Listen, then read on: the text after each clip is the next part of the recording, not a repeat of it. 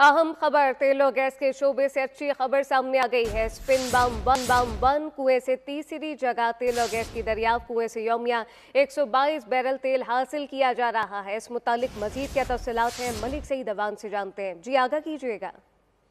जी बिल्कुल, मुल्क की सतह पर तेल और गैस के शोबे से ये अच्छी खबर सामने आई है कि माड़ी एनर्जी का शमाली वजीरिस्तान ब्लॉक हंगू से गैस और तेल की नई दरियाफ्त का जो है वो ऐलान किया गया है। हंगू फॉर्मेशन असवाम कुएं 1 से गैस की तीसरी दरियाफ्त हुई है। असवाम कुएं 1 से जो है 23.85 million standard cubic foot gas दरियाफ्त की गई है। असवाम कुएं 1 से जो है 122 बैरल जमुना खाम तेल के जखायर की दरियाफ्त हुए हैं।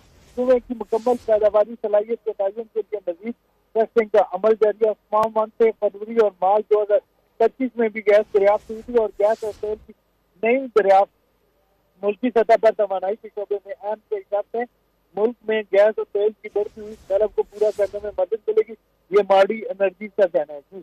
नई दरियाफ्त से मुकामी जरूरियात पूरी करने में मदद मिलेगी। मलिक सईद अवान अपडेट कर रहे थे, आपका शुक्रिया।